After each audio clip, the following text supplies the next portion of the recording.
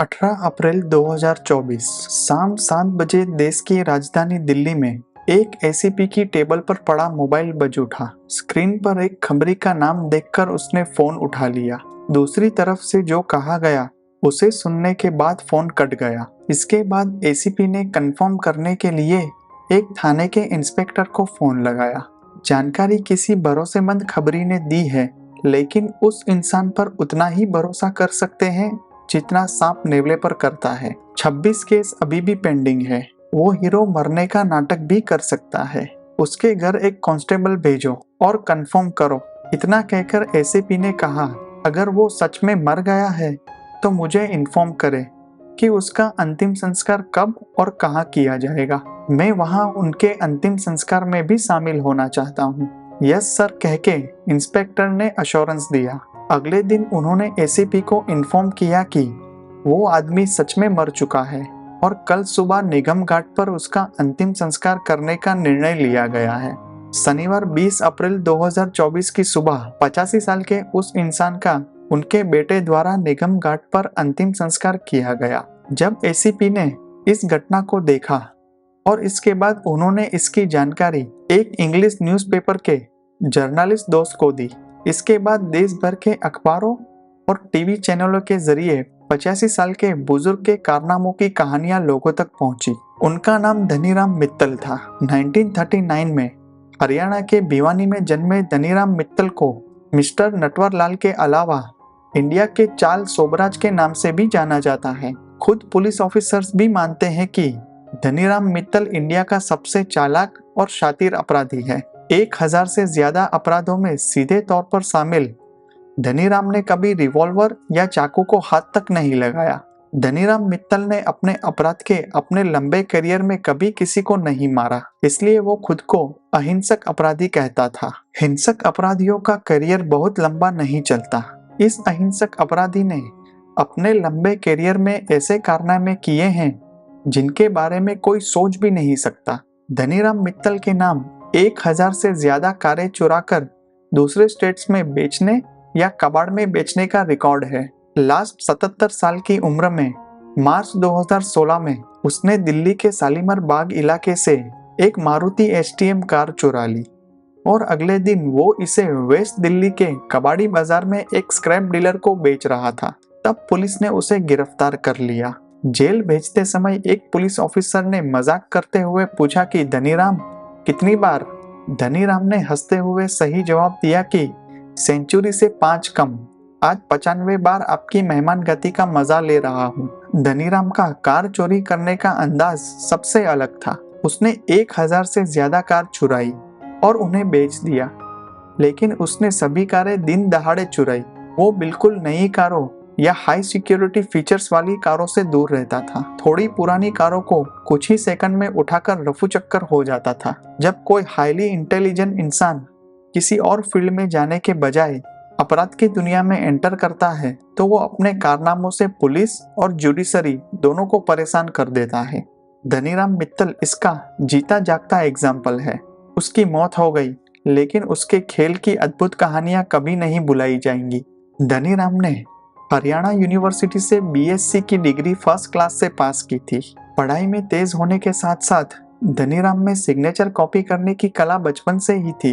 वो किसी के भी सिग्नेचर या लेटर को एक बार देखने के बाद उसकी नकल कर सकता था। बीएससी करने के बाद फैमिली रीजन से राजस्थान आना पड़ा। उन्होंने राजस्थान में पढ़ाई की और लॉ की डिग्री हासिल की। उसने इंडिया के सभी कानूनों का पूरा नॉलेज ले लिया था। उसके बाद हरियाणा के हिसार में वापस आकर उन्होंने अलग अलग वकीलों के साथ उनके असिस्टेंट के रूप में काम करना शुरू कर दिया। अपने तेज दिमाग और ऑब्जर्वेशन की मजबूत पावर का इस्तेमाल करते हुए उन्होंने अदालत की कार्रवाई कैसे ऑपरेट की जाती है इसका डीप नॉलेज हासिल कर लिया। उसे कार चलाने का शौक था, लेकिन उस समय उसके पास इतने पैसे नहीं थे कि वो कार खरीद सके। इसलिए उन्होंने हिसार कोर्ट के प्रीमाइसिस में पड़ी दर्जनों कार को देखा और उनका लॉक कैसे खुलता है ये सीख लिया, और कार बेचने के लिए कौन से जरूरी डॉक्यूमेंट्स लगते हैं उसकी भी जानकारी हासिल कर ली। हिसार कोर्ट से एक कार चुराकर राजस्थान में बेचना और वहां से दूसरी कार चुराकर वापस आकर उस कार को हरियाणा में बेचना, धनीराम का ये कारोबार हरियाणा, दिल्ली, पंजाब और उत्तर प्रदेश तक चलता था। दिल्ली पुलिस इंस्पेक्टर राजपाल डबास पहले सब इंस्पेक्टर थे। क्योंकि उनकी नौकरी पीसीआर वैन में थी, इसलिए उन्होंने कहा कि मैंने धनीराम को कई बार गिरफ्तार किया है। 1964 में धोखाधड़ी के पहले मामले में पहली बार जेल जाने के बाद से धनीराम टोटल 95 बार जेल जा चुके हैं। कार चुराने के अलावा धनीराम ने जो कारनामे किए हैं वो चौंका देने वाले हैं। बार बार गिरफ्तारियां हुई और पुलिस को धनीराम को पकड़कर अदालत में पेश करना पड़ता था। उसके बाद जितनी बार भी तारीख पड़ती थी उसे कोर्ट में ले जाना पड़ता था। इस वजह से कुछ जज तो इसे देखकर ही चिढ़ जाते थे। एक बार पेशी पर 2 कांस्टेबल्स ने धनीराम और दूसरे एक कैदी को पकड़ लिया और अदालत में ले गए। उनकी बारी थोड़ी देर बाद आने वाली थी, लेकिन धनीराम जज के आते ही उनके सामने खड़ा हो गया। उस दिन जज काफी गुस्से में था, इसलिए धनीराम को देखकर उसका गुस्सा और बढ़ गया। जज धनीराम की ओर उंगली दिखाकर चिल्लाया, गेट आउट। धनीराम ने अपने साथ आए कांस्टेबल से कहा, तुमने देखा, सर ने मुझे छोड़ दिया। इतना कहकर वो जल्दी जल्दी भाग गया। कांस्टेबल्स ने जज को उंगली दिखाते हुए देखा था, इसलिए कांस्टेबल्स ने उसे नहीं रोका। थोड़ी देर बाद धनीराम के नाम से आवाज आई तो कांस्टेबल्स की हालत खराब हो गई। उनकी चालाकी के ऐसे तो कई छोटे मोटे मामले हैं, लेकिन खतरनाक हिम्मत के कई बड़े मामलों में उन्होंने ऑफिशियल्स की नींद उड़ा दी थी। धनीराम हरियाणा में एक वकील के असिस्टेंट के रूप में काम कर रहा था। तब उन्होंने एक रेलवे एडवर्टीजमेंट देखा। नौकरी कोई छोटी नहीं थी, सीधे स्टेशन मास्टर बनना था। इस बात का जबरदस्त कॉन्फिडेंस था कि मैं कोई भी काम कर सकता हूँ।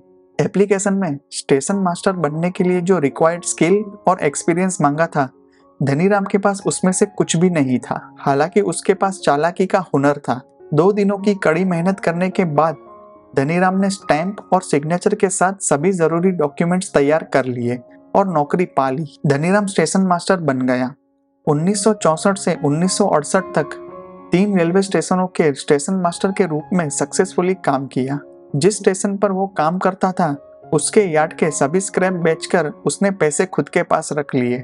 झूठे सर्टिफिकेट्स के बेस पर डंके की चोट पर 6 साल तक स्टेशन मास्टर की नौकरी करने के बाद जब उसे लगा कि वो पकड़ा जाएगा तो वो वहां से रफू चक्कर हो गया।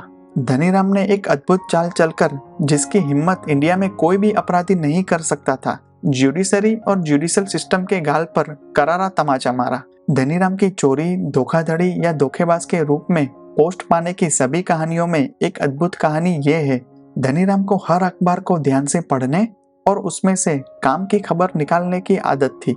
1980 में धनीराम ने एक अखबार में छोटी सी खबर पढ़ी और उसका दिमाग काम करने लगा। खबरों में सिर्फ ये जानकारी थी कि सरकार ने हरियाणा के एजाहर जिले के एडिशनल सिविल जज के खिलाफ जांच के आदेश दिए हैं। चालाक धनीराम ने एजर कोर्ट के कॉन्टेक्स्ट के जरिए पूरी जानकारी हासिल करके अपनी कला शुरू की। हरियाणा हाई कोर्ट के रजिस्ट्रार के नाम का साइन एक लेटर तैयार किया गया और उस लेटर में उन्होंने एडिशनल सिविल जज को इंस्ट्रक्शन दिया कि चूंकि आपके खिलाफ एक डिपार्टमेंटल इंक्वायरी शुरू की गई है, इसलिए अदालत में आपकी हाजिरी इसमें इंटरफियरेंस करेगी, इसलिए आपकी 2 महीने की मैंडेटरी छुट्टी मंजूर की जाती है। जिस दिन आपको ये लेटर मिलेगा उस दिन से आपको 2 महीने तक छुट्टी पर रहना होगा। ऐसा ऑर्डर हाई कोर्ट की सील और सिग्नेचर के साथ एक सील बंद लिफाफे में मिला था, इसलिए जज छुट्टी मनाने के लिए अपने गांव चले गए। इस लेटर को बनाने के साथ साथ धनीराम ने हरियाणा हाई कोर्ट के रजिस्ट्रार के नाम पर सिग्नेचर और स्टैंप के साथ एक और लेटर भी बनाया। लेटर एजर कोर्ट के चीफ एडमिनिस्ट्रेटिव ऑफिसर को लिखा गया था और लिखा था कि आपके एडिशनल सिविल जज को 2 महीने के लिए छुट्टी पर भेज दिया गया है, लेकिन न्याय का काम न रुके इसलिए वहां 2 महीने के लिए नए जज को अपॉइंट किया गया है।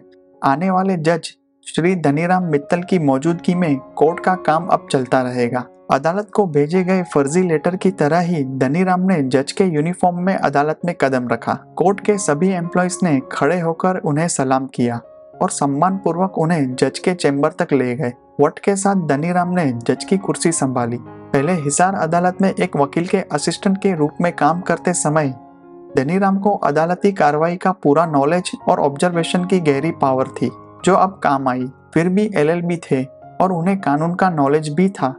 इस तरह अनुभव की कोई कमी नहीं थी। एक जज कोर्ट में क्या करता है, या तो आरोपी को जेल भेजे या जमानत पर रिहा करे। एजर कोर्ट का काम इससे पहले कभी इतनी तेजी से नहीं होता था जो अब हो रहा था। जज धनीराम ने कुछ को जेल भेज दिया और उन लोगों को जमानत पर रिहा कर दिया जिन्होंने आरोपियों के रिश्तेदारों के साथ सौदा किया था। जो मामले आए उनमें एक मामला उनके खुद के खिलाफ था। जज ने खुद को निर्दोष बताते हुए फैसला सुनाया। बिल्कुल फर्जी जज बनकर धनीराम ने उन 2 महीनों में 2470 अपराधियों को जमानत पर रिहा कर दिया। एक जज के रूप में उन्होंने दूसरे सभी गवर्नमेंट बेनिफिट्स का भी मजा लिया। जब 2 महीने खत्म होने में कुछ दिन बचे तो धनीराम अपना खेल खत्म करके रफू चक्कर हो गया। जब ये भांडा फूटा तब हरियाणा की जुडिशरी और पुलिस डिपार्टमेंट में हंगामा मच गया। जुडिशल सिस्टम में इतना बड़ा फ्रॉड और इसमें फाइनेंशियल मिसकंडक्ट, रिश्वतखोरी और सत्ता का दुरुपयोग सब एक साथ हुआ था। धनीराम ने जिस 2470 आरोपियों को छोड़ दिया था उनको वापस जेल में डालने के लिए पूरे स्टेट की पुलिस जुट गई। जज की नौकरी छोड़कर धनीराम ने अपना नाम बदल लिया और हरियाणा स्टेट में ही गवर्नमेंट ट्रांसपोर्ट डिपार्टमेंट में हेड क्लर्क की नौकरी कर ली। फर्जी सिग्नेचर और फर्जी कागजात तैयार करने का हुनर बहुत मजबूत था, इसलिए इस नौकरी के दौरान कई लोगों को पैसों के लिए मोटरसाइकिल से लेकर ट्रक तक के फर्जी ड्राइविंग लाइसेंस दिए गए। धनीराम को भांडा फूटने से पहले भागने का ख्याल आया, इसलिए वहां रहकर पैसा कमाने के बाद धनीराम कोलकाता की ओर चल पड़े। वहां उन्होंने फ्री टाइम में हैंडराइटिंग और ग्राफोलॉजी की स्टडी की और फर्स्ट क्लास डिप्लोमा की डिग्री हासिल की। भले ही वो कोलकाता में थे, फिर भी उसे कार और कोर्ट से प्यार था, इसलिए वो हरियाणा वापस आ गया और रोहतक में वकालत करने लगा। एक प्राइवेट लिमिटेड कंपनी भी एस्टैब्लिश की और जब भी टाइम मिलता दिन में कार चोरी करने का धंधा जारी रखा।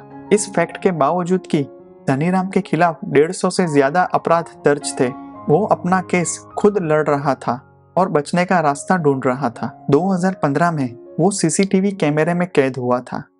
पार्किंग में आराम से चलते हुए और मोबाइल फोन पर बात करते हुए महज 55 सेकंड में ही उसने किसी की कार उठाई और निकल गया। शिखा कौल नाम की एक राइटर को धनीराम मित्तल की कहानी में इतनी दिलचस्पी हो गई कि उन्होंने इस इंसान की लाइफ पर एक नॉवेल लिखने के इरादे से धनीराम से कांटेक्ट किया। 84 साल के धनीराम ने उन्हें बताया वो हाल ही में चंडीगढ़ की जेल से रिहा हुए हैं और अब उन्हें अपनी उम्र के कारण जेल में रहने से डर लगता है। जब राइटर ने धनीराम की जवानी के फोटो मांगे तो धनीराम ने हल्का सा मुस्कुराकर कहा कि वो 95 बार जेल जा चुके हैं।